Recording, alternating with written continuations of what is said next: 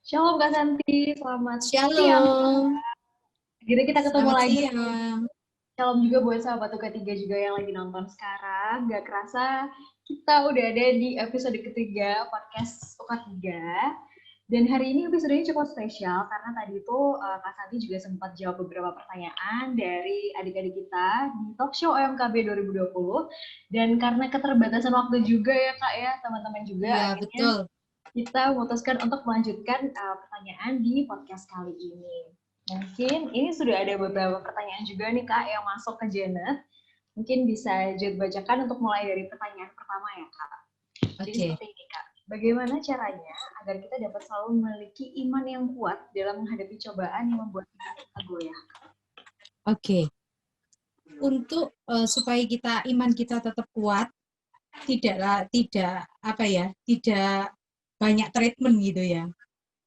Cukup satu treatment, yaitu terus berakar, bertumbuh di dalam pengenalan akan Tuhan. Karena iman itu timbul dari pengenalan akan Tuhan, mendengar setiap firman Tuhan, dari khotbah-khotbah, merenungkan firman Tuhan setiap hari, seperti yang kita lakukan gitu ya. Itu yang akan menguatkan iman kita. Karena ketika kita menghadapi banyak masalah, Tuhan akan berbicara kepada kita melalui setiap kebenaran firman Tuhan yang kita renungkan setiap hari gitu. Janet. Siap Kak, ini mungkin ada satu pertanyaan yang berhubungan dengan satu ayat Kak. Ada di 1 Petrus 4 ayat 5 sampai 6. Di sini adik kita bertanya, Kak, maksudnya Injil diberitakan kepada orang-orang mati itu bagaimana ya, Kak? Oke. Injil diberitakan kepada orang-orang mati, itu maknanya begini ya. Kalau kita saya buka dulu ayatnya ya, Janet ya. Siap, Kak. Oke. Jadi kalau maknanya begini, Injil tadi di dalam 1 Petrus 4 ayat 5 sampai 6. 1 Petrus 4 ayat 5 sampai 6. Oke. Injil diberitakan kepada orang mati. Kalau kita menerjemahkan ya, kan Injil ini kan dari bahasa aslinya ya, bahasa aslinya kalau perjanjian lama Ibrani, kemudian dari perjanjian baru Yunani gitu. Kalau kita terjemahkan dalam bahasa aslinya gitu ya, itu sebenarnya di LAI itu ada pemberitaan Injil kepada orang mati, tetapi pada versi yang aslinya kalau kita belajar gitu ya, jadi membaca Alkitab itu harus dipahami konteksnya dulu gitu ya. Jadi kalau kita belajar bahwa Injil diberitakan kepada orang-orang mati, itu maknanya begini ya, bahwa ketika manusia itu jatuh dalam dosa, kita ini secara rohani itu sudah mati. Karena hidup kita dikuasai oleh dosa. Karena upah dosa, firman Tuhan katakan, upah dosa itu adalah maut. Lah, kalau kakak belajar bahwa di ayat-ayat yang dibaca tadi bahwa Injil diberitakan kepada orang mati, di LAI ada pemberitaan Injil. Tetapi pada versi King James dan versi-versi aslinya itu tidak ada kata Injil di situ. Jadi pemberitaan, evangelion, itu artinya memberitakan kabar baik. Jadi tidak ada kata Injil, tetapi sama LAI itu diterjemahkan ada kata Injil di situ. Jadi kalau kita bersama-sama bisa belajar ya, itu maknanya bahwa Injil diberitakan kepada orang mati. Orang matinya siapa? Ya memang hari ini kita hidup di dalam dunia, masih hidup, jasmani kita masih hidup, tetapi rohani kita mati ketika kita menghidupi dosa. Dan karya penyelamatan Tuhan itu yang menghidupkan kembali hidup kita. Sehingga firman Tuhan katakan, hidup kita menjadi hidup yang baru karena karya penebusan Tuhan. Itu makna rohaninya ya. Jadi sekali lagi teman-teman kalau belajar Alkitab jangan dibaca secara pengertian kita gitu. Kita harus belajar pada versi-versi dari bahasa-bahasa aslinya karena kebanyakan yang diterjemahkan LAI itu kurang tepat gitu, Janet. Kalau ingin lebih dalam lagi, kita belajar yuk diikut di Bible Study. Oke? Thank you. Betul itu Kak, setuju banget buat Sobat Ketiga mungkin yang baru tahu kalau misalnya Ketiga itu juga punya berbagai macam program, ada training doa, ada training PAW, ada Bible Study, ada podcast juga gitu kan. Pokoknya pantengin aja Instagram Ketiga boleh. Sekalian promosi dikit ya Kak. Betul. betul. Oke nih Kak, kita beranjak ke pertanyaan selanjutnya. Gimana sih Kak cara agar bisa selalu mengingat Tuhan, selalu mengucap syukur meskipun di keadaan yang nggak baik dan lebih percaya kepadanya? Oke. Cara mengucap syukur, terus ingat sama Tuhan gitu ya. Sebenarnya dari hal-hal yang kecil aja sih Janet gitu ya. Kalau dicermati gitu ya, saya sering kali menulis di status IG saya atau status-status yang lain saya bahwa kita selalu menemukan alasan untuk mengucap syukur dari hal-hal yang kecil aja Janet. Kita bangun gitu ya, bangun pagi gitu. Duh, kasih karunia banget gitu ya. Banyak orang yang tidur langsung bablas gitu ya Janet ya. Langsung ini gitu ya. Dari hal yang kecil gitu ya, sampai rasanya dalam kehidupan ini tuh nggak ada space untuk kita ini sebenarnya tidak mengucap syukur. Lah, yuk belajar kalau mengucap syukur itu dari hal-hal yang bukan hal yang spektakuler gitu Janet. Kadang kan kita mau coba diberkati Tuhan, tiba-tiba dapat berkat ya, tiba-tiba dapat ini, kita baru mengucap syukur, kita disembuhkan dari penyakit yang ganas gitu ya. Tidak, dari hal-hal yang simpel, yang kecil itu bisa jadi satu hal yang membuat hati kita itu mengucap syukur. Jadi kalau ingin belajar terus untuk mengucap syukur dalam segala perkara, ya itu tadi mengucap syukur ketika kita mengalami hal-hal yang kecil yang mungkin orang lain ini tidak terpikirkan oleh orang lain gitu. Hari ini sehat, diberkati Tuhan, bisa makan, bisa melakukan banyak hal, itu juga mengucap syukur. Dan juga mengucap syukur dalam segala hal gitu ya. Dalam masalah mengucap syukur, karena masalah juga mendewasakan. Jadi nggak ada hal sih yang harusnya nggak ada hal yang bisa membuat kita itu nggak mengucap syukur. Semua kebaikan Tuhan itu sudah dinyatakan dalam hidup kita. Gitu Janet. Ya, terima kasih Kak. Ini kebetulan Janet juga menerima beberapa pertanyaan yang masuk dari teman-teman KMKB. Cukup ini sih Kak, cukup relief. Pertanyaannya adalah dengan bagaimana saya dapat mengetahui kehendak Allah bagi hidup saya Kak? Oke, mengetahui kehendak Allah dalam kehidupannya. Pastinya mengetahui kehendak Allah itu melalui kebenaran firman Tuhan. Kayak kita, bagaimana kita mengerti gitu ya, purpose of life kita, simple ya, tujuan hidup kita. Bagaimana kita mengerti? Ya kita harus belajar firman. Jadi intinya kalau kita ingin terus hidup dalam rencana Tuhan, hidup dalam track-nya Tuhan ya bahasa kita, track-nya Tuhan, kita terus harus belajar firman. Karena dari situ kita akan dibawa Tuhan lebih dalam lagi, mengerti hatinya, mengerti rencananya, menghidupi panggilan kita dan menyelesaikan panggilan kita. Gitu Janet. Baik Kak, ini mungkin agak sedikit nyambung juga sama pertanyaan sebelumnya. Apakah kita bisa mendengarkan suara Tuhan langsung saat kita berdoa Kak? Oh bisa. Jadi kita bisa mendengarkan suara Tuhan secara audible. Tapi cuma masing-masing itu orang itu kepekaannya berbeda. Ya, kepekaannya berbeda. Loh Kak, bagaimana bisa kepekaan berbeda? Karena manusia itu kan sama gitu. Betul. Ya, sama makan nasinya. Tetapi yang menjadi masalah adalah kita closer sama Tuhan apa enggak? Ya. Kalau kita itu dekat dengan Tuhan, kita bisa mendengarkan istilahnya bahasanya Tuhan itu kita bisa ngerti gitu ya, apa yang menjadi maksud Tuhan gitu. Tidak mustahil kita mendengarkan suara Tuhan audible gitu ya, karena saya juga sudah pernah mengalami gitu, Tuhan berbicara gitu ya. Jadi bisa, tetapi ingat bahwa untuk sampai pada tahapan ini kita harus closer, benar-benar menyediakan waktu untuk Tuhan benar-benar. Kalau kita sudah tertib memberikan waktu untuk mesbah gitu ya, mesbah pribadi, kita punya jam doa sendiri, saya yakin itu bisa Tuhan berbicara melalui kita gitu ya, audible bisa. Gitu Janet. Baik, salah satu kata Kak Santi yang selalu Janet ingat sampai sekarang adalah melakukan intimasi dengan Tuhan, benar ya Kak? Yes.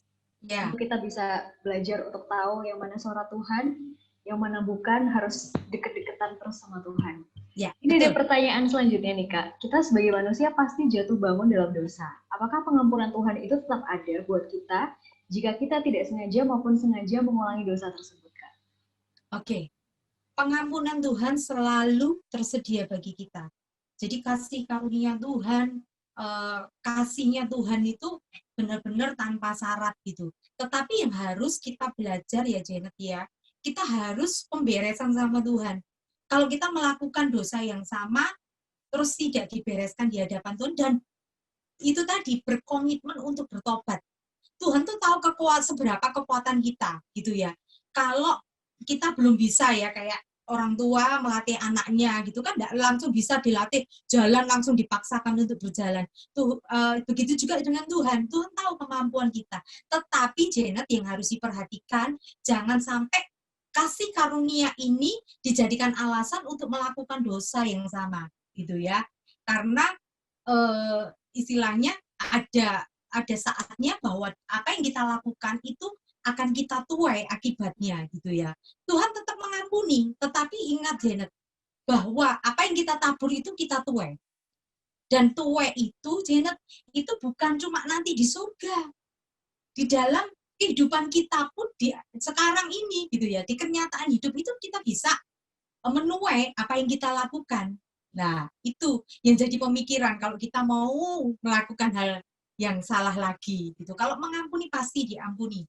Tuhan kita setia. Tapi cuma itu tadi, segala konsekuensinya itu tadi, Janet. Kita mau apa enggak gitu ya. Gitu, Janet. Terima Jadi kasih. mikir gitu ya. Betul. Jadi mikir mau melakukan Benar. dosa. Oke. Pertanyaan selanjutnya nih Kak, ketika kita punya masalah dan ketika hal tersebut terjadi, kita nggak bisa atau susah menceritakan pada orang lain.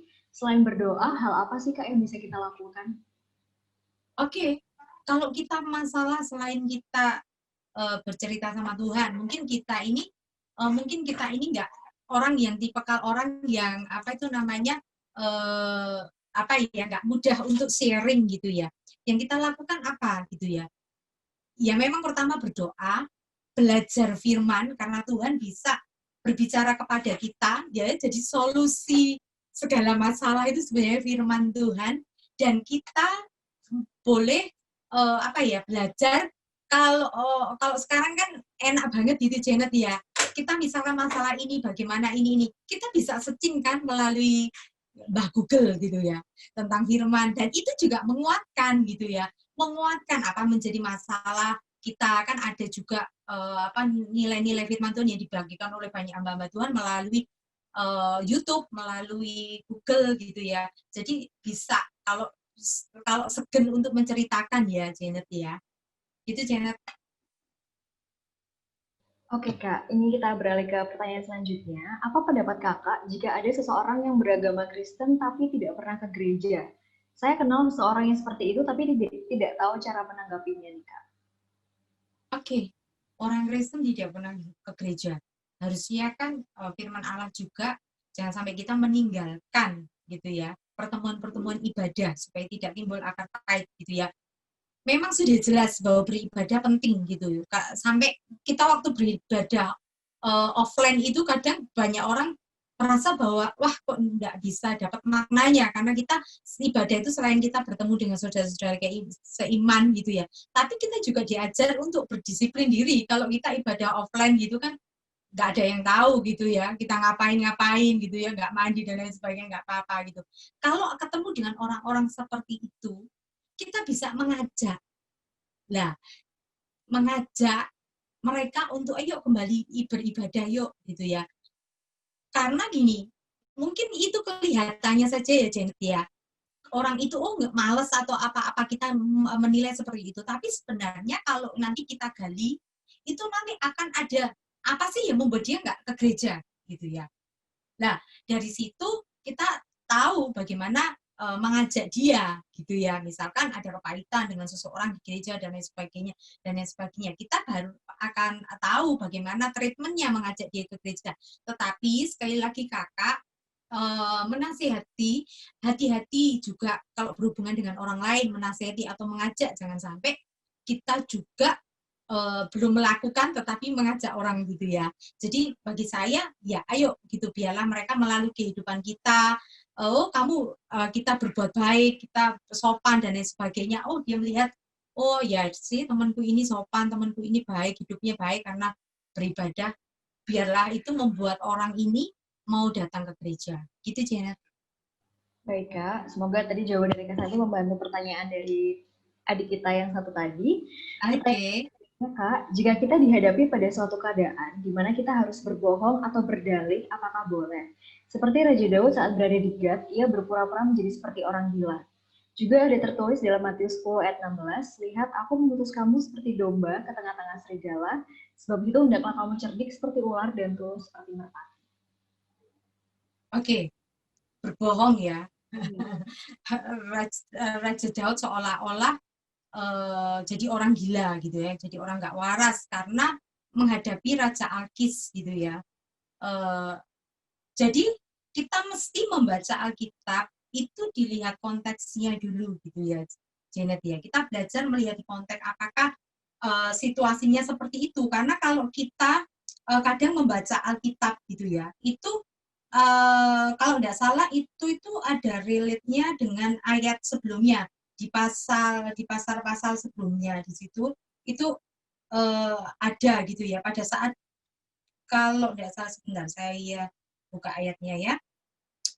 Oke, bahwa Saul berusaha membunuh Raja Daud, kemudian Raja Daud itu melarikan diri ke Gad, dan dia di Gad itu juga diketahui oleh Raja Gad. Nah, Raja Gad itu, orang Gad itu namanya Raja Akis, dia itu juga tidak senang dengan Daud gitu ya.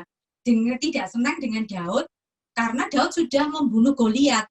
Nah, ceritanya kan begitu, Janet. Nah, sehingga diketahui kehadirannya, Daud ini merasa takut gitu ya, ketakutannya, sehingga dia juga menuangkan ketakutannya ini gitu ya. Semua istilahnya Raja Daud itu semua hal yang dia hadapi dituliskan di kitab Mazmur gitu ya. Nah, kita baca di situ bahwa dia ketakutannya itu ya, dia sampaikan di situ gitu. Jadi, apakah Raja Daud itu berbohong boleh apa enggak, Kak? Kalau kita sekarang kan ditempatkan dihubungkan dengan tadi ya, kamu seperti ular, cerdik seperti ular dan tulus seperti merpati. Oke, begini.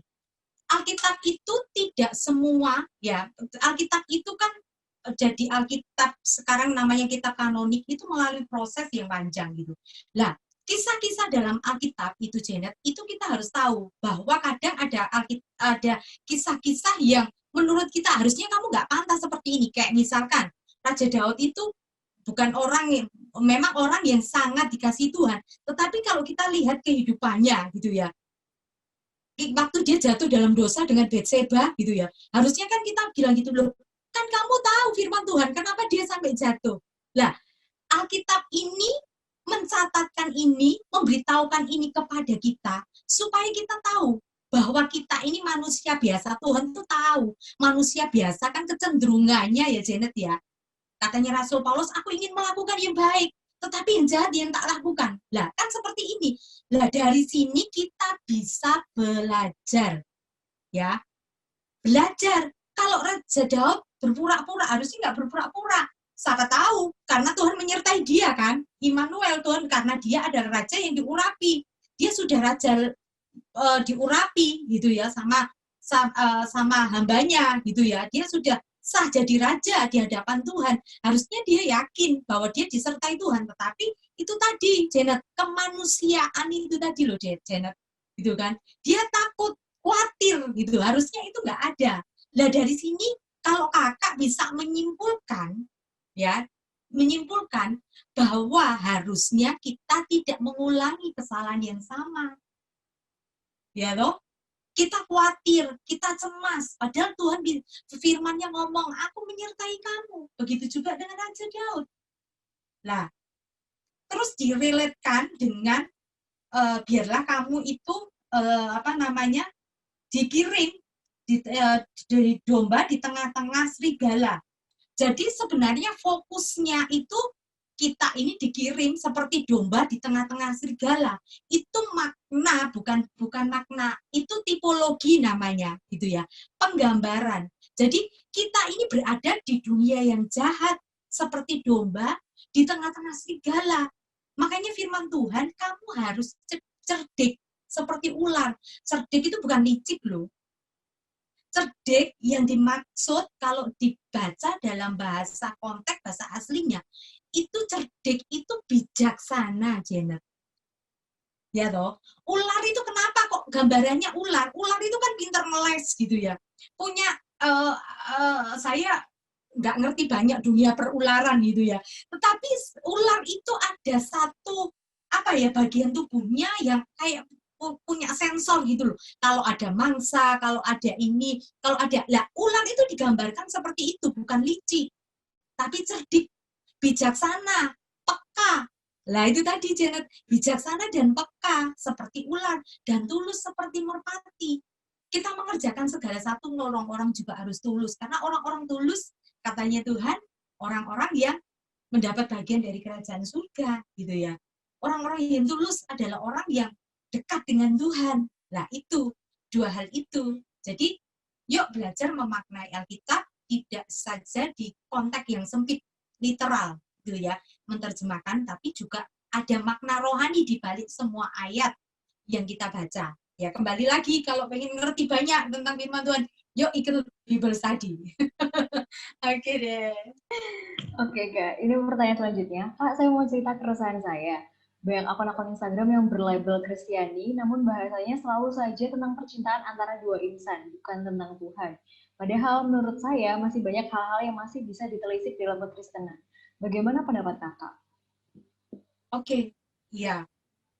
Kalau orang bikin akun itu kan hak-haknya orang gitu ya. Kalau kita berpendapat gitu ya. Tapi kan gini, Janet, yang pasti harus kita sadari bahwa orang itu punya pilihan gitu, Janet ya. Tuhan pun juga ngasih kita pilihan di dalam hidup ini gitu. Kita menuruti firman Tuhan, free will itu ya. Nah, kalau orang mau bikin akun terus tentang percintaan, tentang ini gitu ya, kita bisa menilainya, ya sudah, kita nggak usah niru gitu aja gitu, karena kan itu hanya orang. Kalau kita nyerang ataupun apa jadi hater, saya kira juga tidak bijaksana gitu. Kalau akun kayak gitu jelas-jelas nggak tak follow gitu. Kalau saya loh ya, nggak tak follow gitu ya.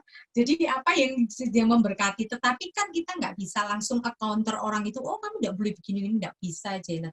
Karena sudah haknya orang itu, dan juga hak orang itu juga dilindungi oleh undang-undang gitu. Jadi kita nggak bisa ini gitu. Cuma kita bisa membedakan ya Janet ya, apa yang berguna bagi kita. Pertemanan di sosmed ya gitu. Mana yang berguna ya udah kita follow dengan baik dan ini. Tapi kalau yang seperti itu yang memang nggak cocok sama kita, ya sudah, kita pun cukup tidak follow gitu aja. Gitu sih Janet. Oke Kak, ini juga ada yang tanya, seperti yang kita tahu bahwa takdir seseorang sudah ditentukan jauh sebelum mereka lahir. Lalu mengapa masih banyak orang yang melakukan hal bunuh diri, padahal Tuhan sudah tahu takdir dari masing-masing orang? Apakah Tuhan memang membiarkan takdir seseorang untuk mati bunuh diri? Apa Tuhan tidak berniat mengubah takdir dari seseorang tersebut, Kak? Oke. Saya kok terusik dengan kata takdir ya. Karena firman Tuhan yang pernah saya sampaikan di sesi 1, bahwa kita ini sejak kandungan ibu kita kan kita sudah dipilih nih sama Tuhan gitu, sejak dalam kandungan ibu kita gitu ya Janet ya. Kita sudah dipilih Tuhan dan diperlengkapi Tuhan menjadi ciptaan yang berharga dan mulia. Jadi hidup ini adalah serangkaian keputusan gitu Janet. Ya kan? Apakah takdirnya dia bunuh diri apa enggak? Kita tahu ya sekarang banyak orang-orang yang mengakhiri hidupnya, apalagi di Korea, di Jepang gitu ya. Bahkan mengakhiri hidupnya itu dengan karena haters, karena dibully di sosmed gitu, mengakhiri hidupnya. Sekarang saya tanya, apakah itu takdir? Apakah itu rancangan Tuhan? Saya kalau berbicara tentang takdir kok nggak ini ya, rancangan Tuhan gitu ya. Dan ingat bahwa rancangan Tuhan adalah bukan rancangan kecelakaan, tapi memberi hari depan yang penuh harapan. Berarti Yudas Iskariot seperti Yudas Iskariot, apakah dia ditakdirkan untuk bunuh diri misalkan? Kan itu dia tertuduh tuh ceritanya karena dia sudah menjual Tuhan Yesus. Berarti pilihannya untuk pilihan untuk bunuh diri itu bukan karena ditetapkan. Memang ada orang-orang yang ditetapkan di martir ya, kalau kita belajar di kitab Wahyu gitu ya. Itu ada orang yang memang ditetapkan untuk itu. Tetapi kalau orang bunuh diri, bagi saya loh, semua orang bunuh diri. Ini itu apakah sudah rencana Tuhan? Tidak. Kita tadi punya free will. Kita mau ikut firman Tuhan atau ikut keinginan kita. Kalau ikut keinginan kita, putus asa, bunuh diri. Ya kan? Nah, begitu juga firman Tuhan hari ini kita belajar bahwa nggak ada kok rancangan yang kecelakaan bagi kita. Tuhan merencanakan kita dengan satu destiny yang Tuhan sudah tetapkan. Nah, kadang orang nggak ngerti itu, Janet, sehingga membuat hidupnya nggak berharga. Padahal Tuhan jelas katakan, kamu ciptaan yang berharga, mulia, dan aku mengasihi engkau. Itu jelas banget, bukan perkataan yang nggak santi. Nah, itu. Jadi bunuh diri, menurut kakak, itu bukan ditetapkan Tuhan. Tetapi bunuh diri, di sini konteksnya kebanyakan adalah decision life, gitu. Pilihan hidupmu. Gitu. Harusnya kan semua orang punya masalah bisa diselesaikan. Tapi banyak orang mengakhiri. Nah, itu dia. Siap Kak, ini juga ada pertanyaan baru. Kita sebagai pelayan Tuhan harus melayani Tuhan dengan baik dan maksimal. Menurut Kakak, bagaimana cara kita menyeimbangkan antara keprofesionalan dan kerohanian kita, Kak? Oke. Sebenarnya profesional dan rohani itu satu hal yang nggak bisa dipisahkan gitu. Gitu ya, Janet ya. Kalau menurut kakak gitu. Kalau kehidupan rohani kita baik, itu kita akan keluarnya akan mengeluarkan produk-produk integritas, disiplin diri gitu ya, pelayanan yang profesional itu berasal dari kualitas rohani. Orang-orang yang tidak pernah dewasa rohani, dalam tanda kutip tidak dewasa rohani, tadi kakak sudah menyampaikan juga, mereka maunya dilayani dan lain sebagainya, mereka justru kedapatan tidak profesional ketika melayani. Tetapi kalau orang-orang yang bersungguh-sungguh, kualitas rohaninya bagus, pasti output pelayanannya pun juga bagus. Itu, Janet. Jadi integritas itu awalnya gitu, itu dari kualitas rohani. Nggak ada orang yang punya benar-benar kualitas ya, benar-benar high quality gitu ya. Itu nggak akan pernah sembarangan melayani. Saya banyak memperhatikan itu. Jadi sebenarnya pelayanan kita hari ini mencerminkan bagaimana kualitas rohani kita. Itu, Janet. Siap, terima kasih Kak. Ada satu pertanyaan lagi. Shalom Kak, saya ingin bertanya, mengapa ketika seseorang ingin masuk atau pindah agama Kristen, selalu menjadi hal yang bentrok terhadap agama lain? Saya pernah melihat di TikTok ada seseorang yang awalnya agama Muslim, terus masuk ke Kristen. Nah, di video itu ia dibaptis oleh pendeta, lalu saya membaca komen-komen di mana banyak orang berkomentar yang sangat tidak bagus, yang membuat saya paling sakit hati. Komentarnya seperti ini Kak, di akhir zaman kamu akan menyesal, ngapain mau masuk Kristen, Tuhannya aja menderita apalagi umatnya. Mengapa mereka harus berkata seperti itu? Padahal saat orang Kristen berpindah agama, kita hanya mendoakan saja agar selalu diberikan yang terbaik Kak. Oke. Sekali lagi ya Janet, kita ini kadang dibenturkan oleh pendapat-pendapat umum gitu ya. Makanya saya sendiri juga membatasi diri saya sendiri untuk melihat komen-komen ataupun melihat satu topik-topik yang sebenarnya membuat kita ini juga marah gitu. Menurut saya kita nggak perlu marah, karena kalau kita marah di media sosial itu akan membuat kita juga mencerminkan kemuliaan Tuhan gitu. Jadi gini, kalau di bahasa psikologinya begini, ada hal-hal yang kita kendalikan. Yang bisa kita kendalikan adalah orang-orang terdekat kita, keluarga kita. Itu bisa kendalikan. Di luar itu, Janet, kita nggak bisa mengendalikan orang. Apalagi di sosmed. Ya, kita semua tahu. Teman-teman yang ada di media, dan saya pun juga bergerak di media. Saya tahu banget gitu ya. Sekarang begitu orang itu nggak mikir kalau ngomong, Janet ya. Nggak berpikir 1000 kali kalau mau memberi nasihat atau memberi masukan kepada orang lain gitu ya, sehingga semuanya sudah bebas gitu. Nah, kalau kita tidak waspada dengan seperti ini, kita akan terbawa arus emosi gitu. Karena ya itu tadi, lihat banyak orang yang ada satu isu sedikit gitu, orang banyak simpatisan, padahal mereka nggak ngerti apa yang terjadi. Nah, kita juga harus bijaksana seperti ini. Ya sudah, kita doakan saja. Kalau kita mau komentar di situ ya, Tuhan tolong, Tuhan berkati. Jadi jangan upayakan berdebat di situ gitu ya. Saya mungkin loh Kak, kan harus didebat kalau yang nggak benar. Kalau di media sosial itu benar-benar liar ya, liar banget gitu. Nggak bisa dikendalikan Janet, media sosial hari ini. Jadi kita mesti waspada, jaga hati. Karena apa? Ketika kita marah, malah kita sendiri juga trouble gitu. Untuk sesuatu yang bukan esensi untuk hidup kita gitu ya Janet ya. Siap, Kak. Ini juga ada yang bertanya. Saya ingin bertanya, Kak, aku pernah dalam kondisi seperti ini. Keadaannya aku dan teman-teman selesai ujian dan nunggu depan kelas. Tiba-tiba ada teman yang sesama Kristen mengumpat kasar banget, Kak. Suaranya juga keras. Sampai guru yang di kelas tuh keluar marah-marah, terus beliau tanya sama kami, siapa yang teriak tadi, apa agamanya? Orang Kristen. Lalu teman-temannya komentar nih, Kak, Kristen Bu, orang Kristen emang kayak gitu. Aku speechless banget, Kak. Aku nggak tahu mau jawab apa saat itu. Apa kesaksian kita juga dapat mempengaruhi kesaksian orang lain ya, Kak? Gimana caranya untuk menyikapi situasi yang seperti itu? Oke, jadi gini ya Janet ya, bukan ketemu ayatnya gitu ya. Jadi kehidupan kita sebagai orang percaya tadi kan memang ditempatkan di satu posisi yang kadang orang itu berpendapat negatif tentang kita gitu. Karena bagi kakak, oh ya wajar aja karena mereka tidak tahu apa yang kita hidupi hari ini. Jadi kadang itu kita ini orang-orang percaya, orang-orang Kristen ditempatkan di satu komunitas yang rasanya kita sendiri juga menghadapi tekanan-tekanan dari mereka yang tidak suka gitu. Tetapi bukankah ini juga yang dirasakan Tuhan? Tuhan Yesus juga mengalami hal yang sama. Harus menghadapi ahli Farisi, ahli orang Farisi, ahli Taurat yang banyak mengecam dia gitu ya. Jadi hari-hari ini kalau kita mengalami ini, yuk belajar bersyukur gitu. Karena di mana-mana tempat kita juga akan mengalami seperti ini. Karena memang saya sih sebenarnya tidak ini antara minoritas dan ini gitu, bukan itu gitu. Tetapi biarlah gini, yuk kita menyikapinya.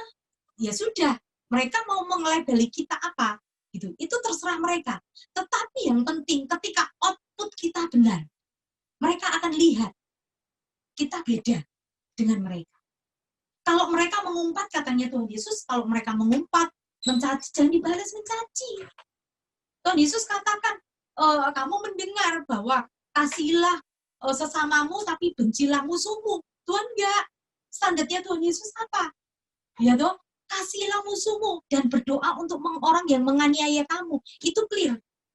Jadi melihat orang-orang yang tidak sepaham dengan kita, Janet dimanapun kita berada, itu pasti tantangannya sedikit banyak sama.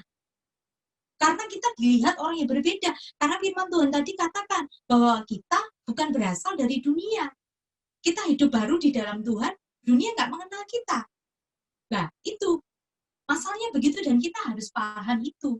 Jangan sampai kita juga marah, terus marah yang over gitu ya, sehingga orang lain melihat, oh iya memang kamu kayak gitu, memang orang Yesus kayak gitu. Gitu itu sudah, lepaskan pengampunan aja, berkati, sudah selesai itu Janet.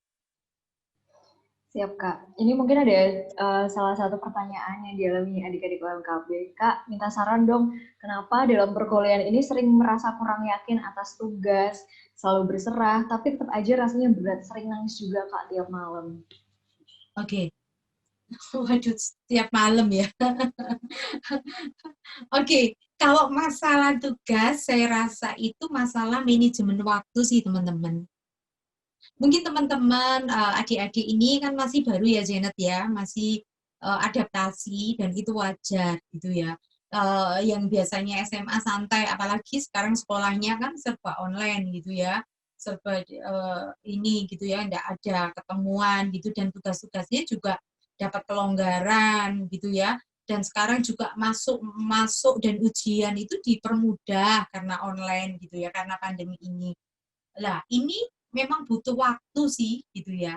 Proses itu kan butuh waktu ya, Janet ya. Nanti lama-kelamaan saya yakin adik-adik bisa adaptasi, bisa memanage waktu dengan baik. Karena sebenarnya untuk menemukan belajar yang bagaimana yang efektif, nanti itu ketemu sendiri gitu ya. Kan orang kasih tips kayak gini-gini. Kalau saya sih belajar efektifnya malam gitu, saya ambil waktu malam, berdoa ini gitu ya.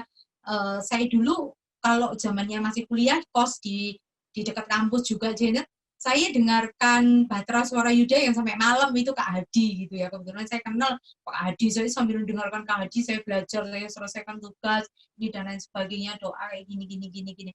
Percayalah ketika kita menyerahkan semua sama Tuhan, kan adik-adik ditempatkan di UPN itu juga karena rencana Tuhan ya, Kak Janet ya. Kak Janet juga ada di UPN, Kak Santi ada di UPN, itu juga karena rencana Tuhan. Dan pasti ketika Tuhan itu membuka jalannya kita untuk masuk ke satu lingkungan baru seperti di perkuliahan, Tuhan juga akan membantu kita untuk menyelesaikan gitu.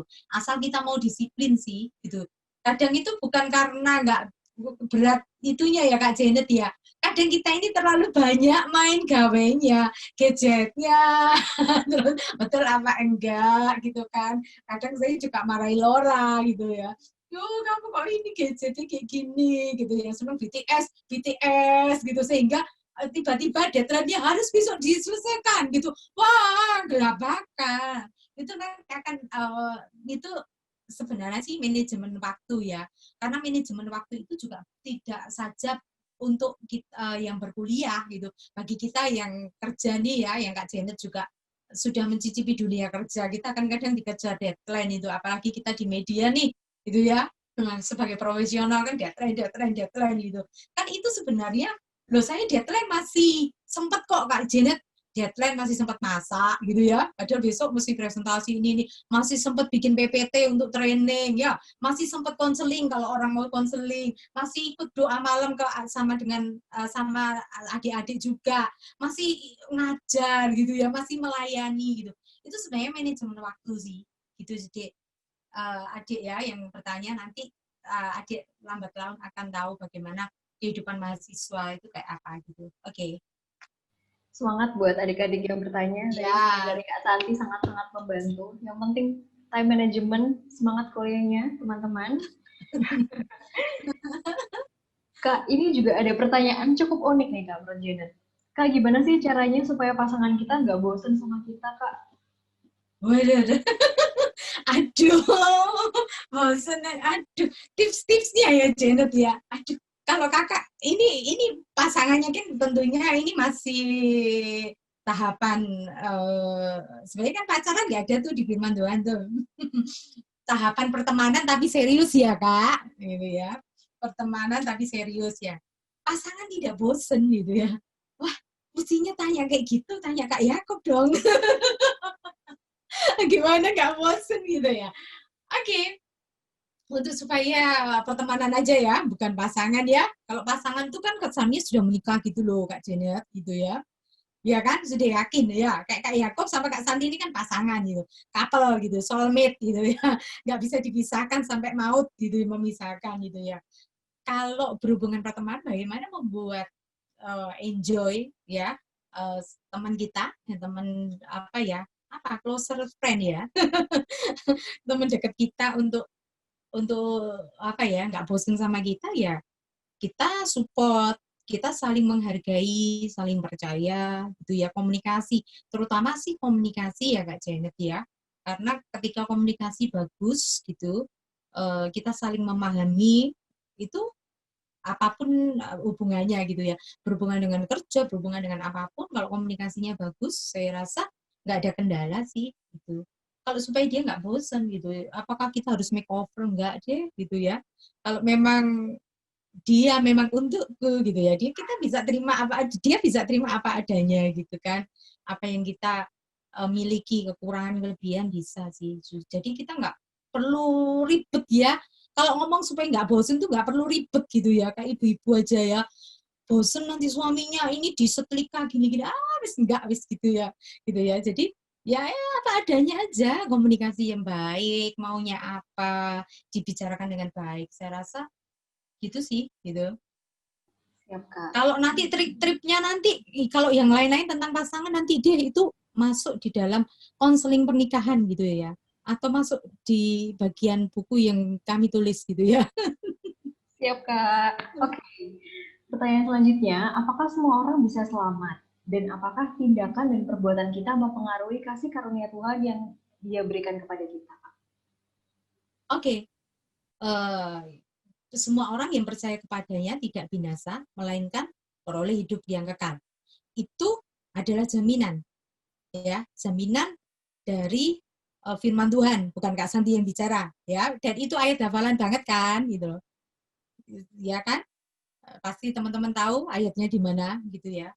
Memperoleh hidup yang kekal. Tetapi keselamatan itu sendiri, kita pun juga harus menjaga keselamatan itu, Kak Janet. Karena perjalanan kehidupan manusia itu kan ada kurun waktunya gitu ya. Kalau di tengah-tengah perjalanan kita melepaskan kepercayaan kita sama Tuhan, kira-kira selamat atau enggak? Kan tadi siapa yang percaya kepadanya tidak akan binasa. Gitu. Jadi keselamatan, karya penyelamatan itu berlaku kepada kita, gitu ya. Tetapi kalau kita di dalam perjalanan hidup ini meletakkan keselamatan itu, menukar keselamatan itu dengan hal-hal misalkan pasangan, pekerjaan atau hal yang lain, ya kita tidak dapat bagian itu, gitu ya. Tidak dapat bagian dari keselamatan itu, meskipun itu sebenarnya sudah diberikan kepada kita, sudah dirancang Tuhan dari awal kehidupan kita. Jadi akan tergantung bagaimana kita menjalaninya, gitu.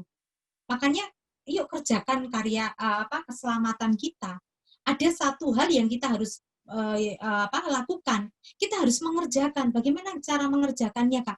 Terus belajar firman, terus menghidupi firman, terus melayani Tuhan, terus mendedikasikan hidup kita untuk Tuhan gitu. Itu yang akan terus membawa kita pada keselamatannya Tuhan. Itu Janet. Baik, Kak. Ini pertanyaan selanjutnya. Sebagian orang percaya terlahir menjadi orang Kristen karena mengikuti agama orang tua yang sudah Kristen sebelumnya, sehingga anaknya mendapat didikan untuk menjadi Kristen juga. Saya mau bertanya, bagaimana cara mengimaninya? Karena terkadang ketika saya sendirian, saya mempertanyakan ada tidaknya eksistensi Tuhan. Oh, oke. Mungkin ini adalah bagian dari pendidikan orang tua ya. Jadi bagaimana kita lahir sebagai, saya pun juga lahir dari orang tua gitu ya. Saya menjadi Kristen karena orang tua saya. Tetapi saya menyediakan diri saya untuk bertumbuh, Janet. Kan kita orang tua kita selalu mendorong kita sekolah minggu, remaja, kemudian gitu kan, di youth gitu ya. Lah dari situ kita bertumbuh. Berarti kalau kita sendiri mempertanyakan bagaimana ini Tuhan, bagaimana ini, kita kurang dalam sama Tuhan. Kita tidak memahami rencana Tuhan dalam kehidupan kita.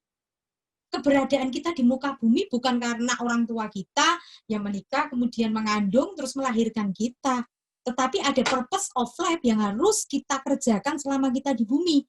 Kalau kita memahami itu, Janet, berarti kita tahu ngapain gitu ya. Siapa Tuhan kita yang kita sembah? Siapa yang tempat kita bersandar? Siapa yang kita imani? Nah, itu berarti adik ini perlu belajar ya, belajar bukan cuma sekedar di gereja ya, tapi yuk mulai belajar iman gitu ya, belajar firman Tuhan sehingga imannya bisa bertumbuh. Tidak tidak mempertanyakan Tuhan itu siapa dan ini siapa gitu ya. Mungkin kalau ketuhanan Yesus gitu ya, Tritunggal dan lain sebagainya itu kan nanti bagiannya Pak Abraham ya Kak Janet ya. Biasanya kan agama ada itu gitu ya. Ya dari situ adik ini bisa mengenal gitu siapa Tuhan gitu, sehingga nggak ada keraguan gitu ya. Jangan sampai ragu-ragu mengiring Tuhan Yesus, tapi alami dia sendiri gitu ya. Terima dia sebagai Tuhan dan Juru Selamat. Karena pengalaman sama Tuhan tuh spesifik sih, itu pribadi banget, Janet. Kak Santi nggak bisa dari apa sih kok bisa ketemu sama Tuhan, mengenal Tuhan gitu, nggak bisa gitu ya. Karena setiap orang tuh unik dan Tuhan menyatakan kasihnya itu juga unik gitu. Istilahnya kita itu ditangkap Tuhan itu dengan cara yang unik gitu ya. Gitu deh Janet. Siap Kak. Ini ada pertanyaan juga mengenai kepercayaan diri nih Kak. Cara kita percaya terhadap diri sendiri gimana sih Kak? Kadang bisa memberitahu hal yang baik pada orang lain, tapi diri kita sendiri nggak melakukan hal itu. Oke. Kalau kita mau komitmen gitu ya, saya rasa kita bisa kok melakukan apa yang kita bicarakan gitu ya. Makanya integritas itu apa yang kita bicarakan sama dengan apa yang kita lakukan. Tema kita menjadi teladan itu sangat-sangat luar biasa bagi kakak. Karena untuk menjadi teladan, Rasul Paulus mengatakan juga gitu supaya kehidupannya Timotius ini berkualitas gitu. Kehidupannya dia sendiri mengajar, ya Rasul Paulus ngomong, jangan sampai aku itu mengajar tapi aku sendiri ditolak gitu ya. Itu bagian firman Tuhan yang penting kita lakukan gitu. Jangan sampai kita menasihati. Makanya sebenarnya keteladanan atau nasihat yang terbaik itu apa yang kita lakukan hari ini loh. Gitu loh. Jadi keteladanan itu sebenarnya bukan tentang nasihat Janet, keteladanan itu, tapi tentang apa yang kita lakukan. Orang bisa melihat apa yang kita lakukan. Itu ada istilahnya action-nya, bukan cuma sekedar kata-katanya. Nah, kalau kita tahu kalau bahasanya Rasul Paulus, saya senang banget. Kamu harus bersepadan dengan panggilan. Itu ayat itu begitu memberkati Kak Santi gitu, sehingga suatu saat, loh aku ngajar ya, apakah aku ngajar sama dengan kehidupan pribadiku?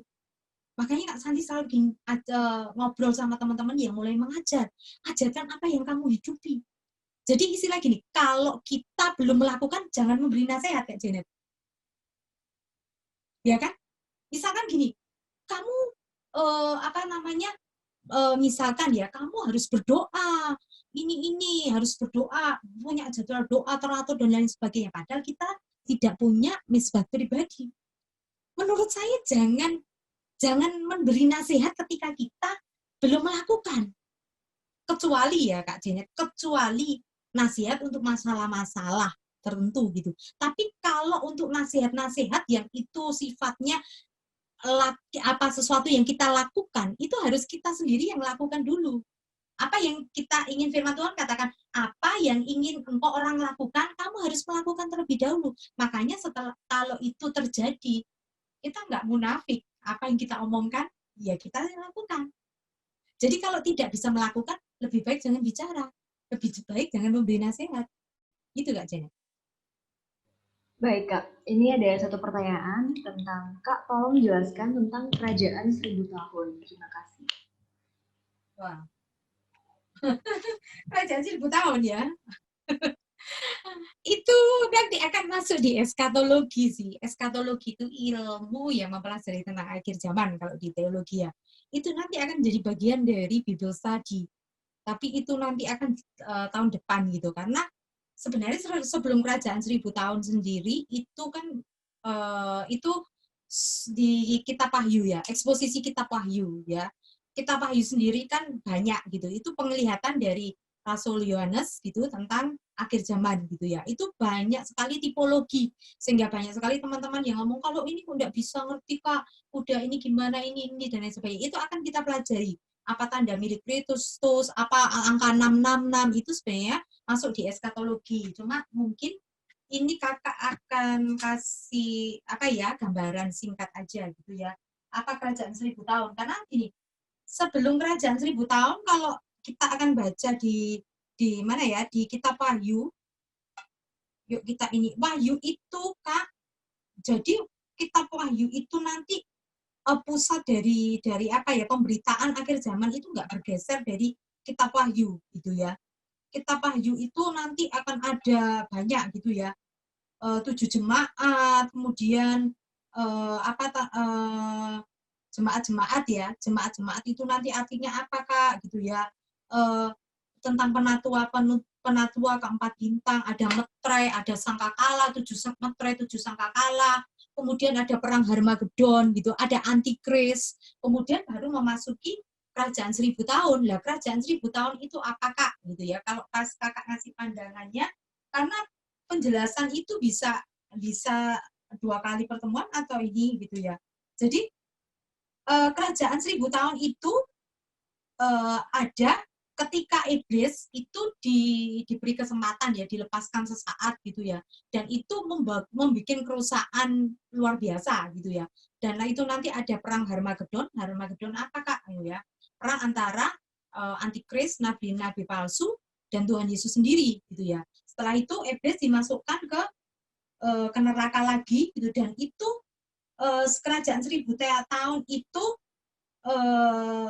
apa tuh namanya, penghakiman gitu, penghakiman. Jadi Tuhan memberikan kesempatan orang-orang yang martir, ya, yang martir itu tadi untuk menghakimi di kerajaan 1000 tahun itu. Lah, nanti kerajaan 1000 tahun itu baru nanti memasuki Yerusalem baru yang menjadi final kita gitu ya. Orang seringkali kalau meninggal katanya masuk Yerusalem baru, padahal kan ada masih tahapan-tahapannya gitu ya. Jadi kerajaan 1000 tahun itu nanti selalu satu periode di mana setelah perang Harmagedon, setelah cawan, setelah ini gitu ya.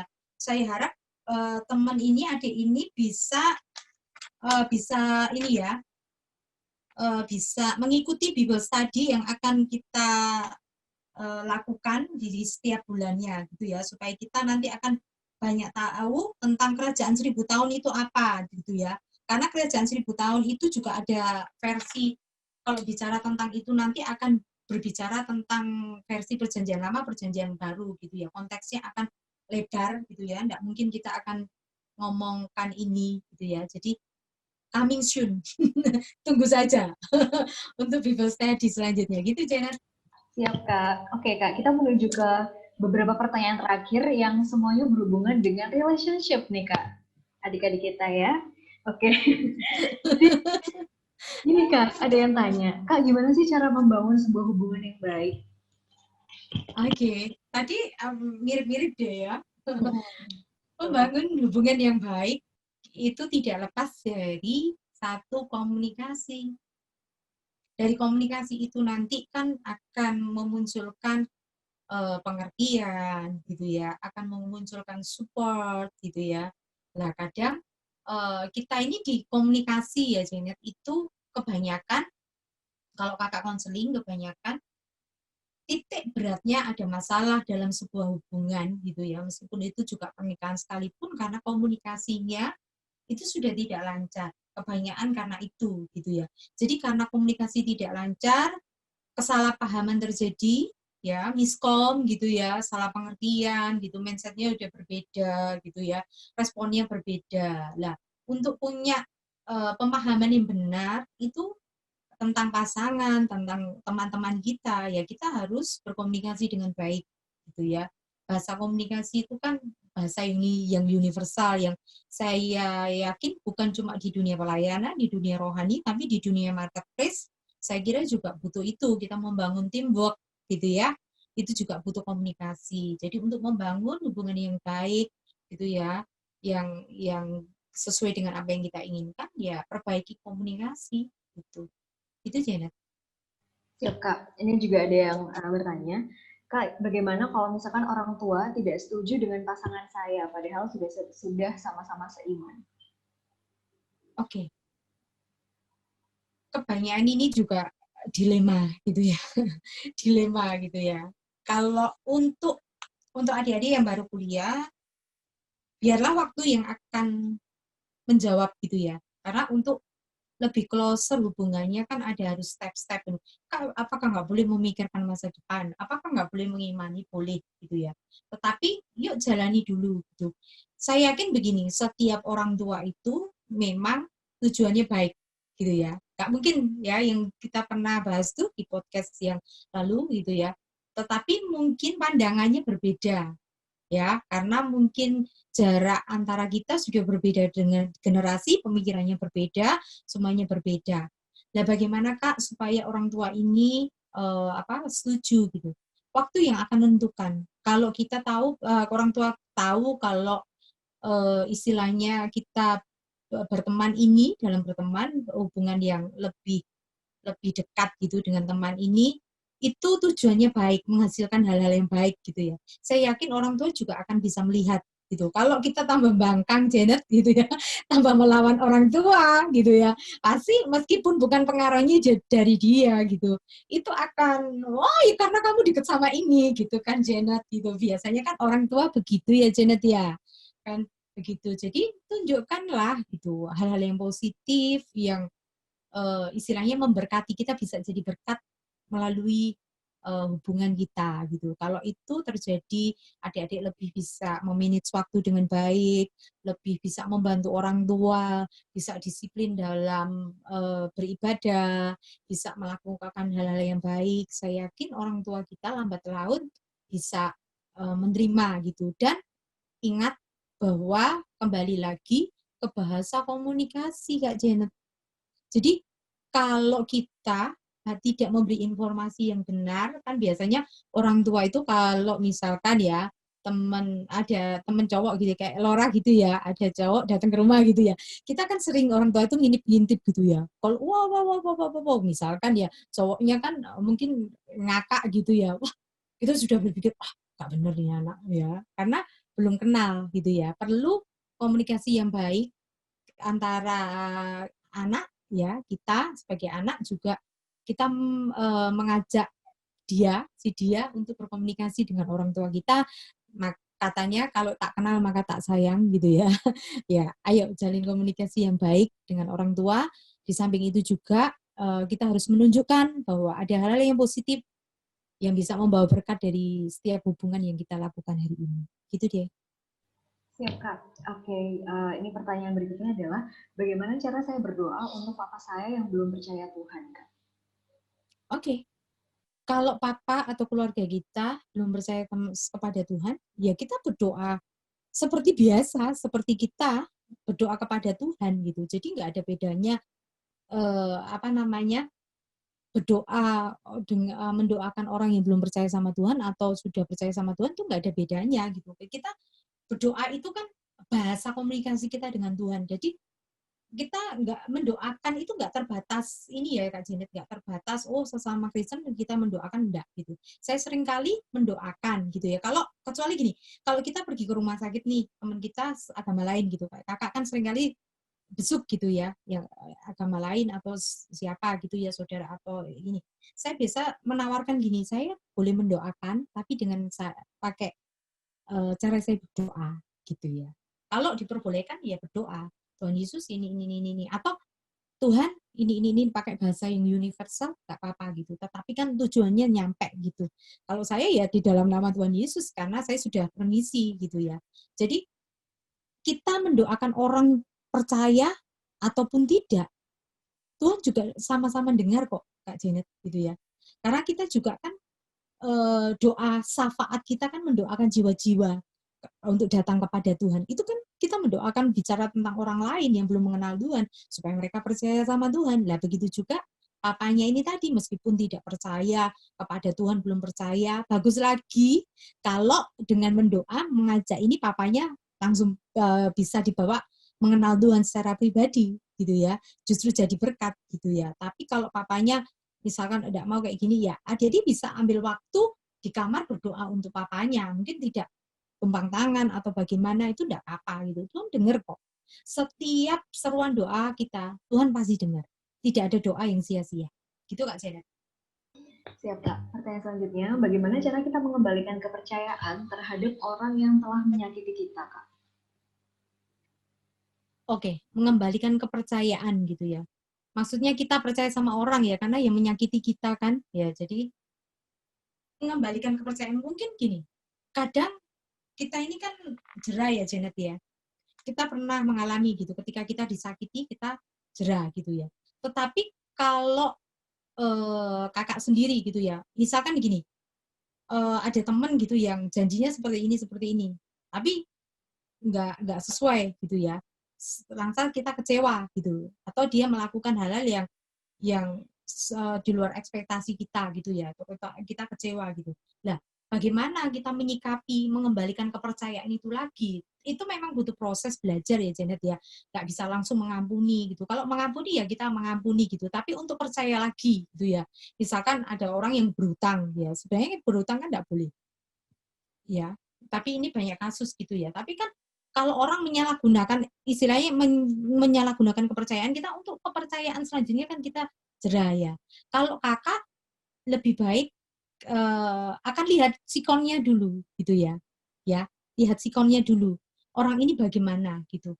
Karena jangan sampai kita memberikan kepercayaan lagi, gitu lagi, gitu lagi, gitu lagi gitu. Saya lebih cenderung mengampuni, tetapi ya itu tadi untuk percaya lagi ya. Kalau pertemanan nggak masalah ya Janet ya, tapi untuk misalkan hubungan kerja atau hal-hal yang serius gitu ya, atau dalam perkuliahan gitu ya, mengerjakan misalkan kelompokan gitu ya, ya kita memberi kepercayaan boleh, tetapi kita juga harus mempersiapkan diri. Dan kalau kita belajar memberi kepercayaan kepada orang yang tadi sebenarnya tidak bisa dipercaya, kita juga harus siap-siap lagi. Misalkan kalau dia nggak bisa dipercaya lagi dan mengampuni lagi, gitu Janet.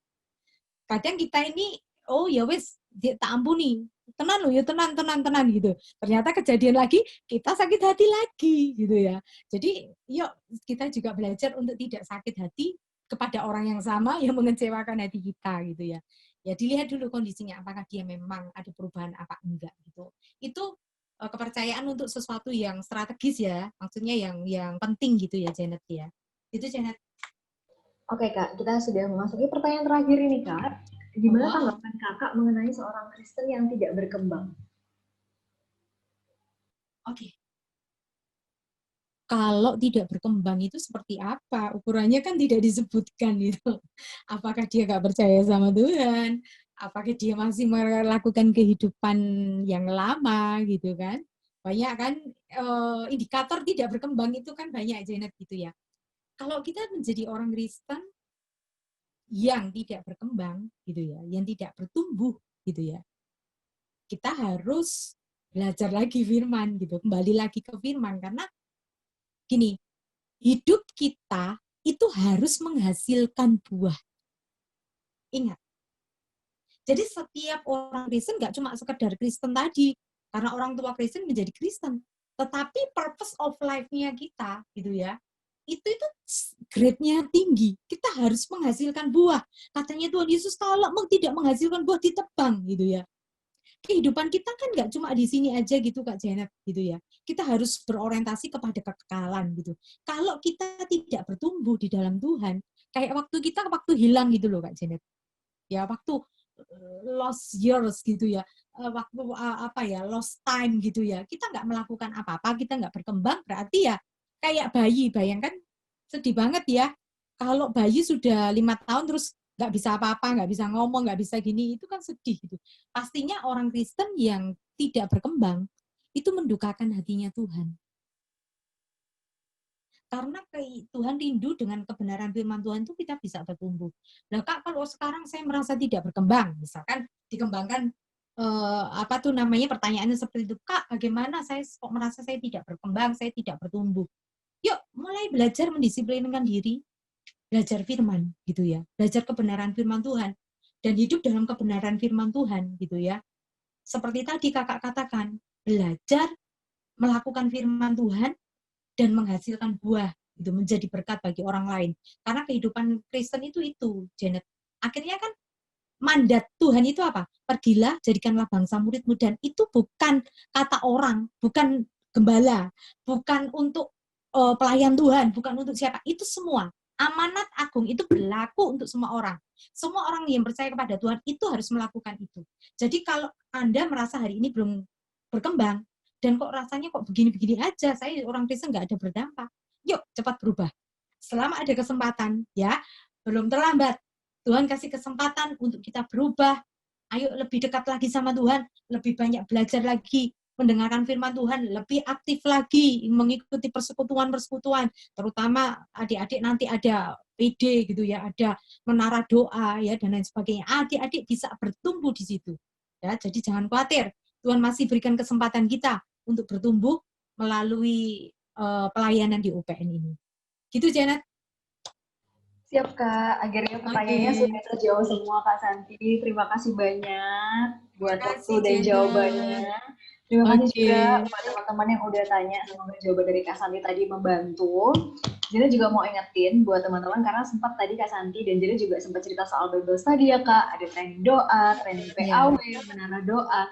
Jangan lupa apalagi sekarang kan dilakukan online ya, jadi semuanya bisa ikutan. Makanya informasi semuanya ada di Instagram kita di @UK3UPNVJatim. Gitu. Terima kasih juga buat kakak-kakak panitia juga yang udah membantu terselenggaranya OMKB ini dan podcast ini berjalan lancar semuanya. Terima kasih juga Kak Santi. Oke, terima kasih Janet. Gitu. Terima kasih semuanya. Terima kasih semuanya. Kita ketemu di episode podcast selanjutnya. God bless you. God bless you.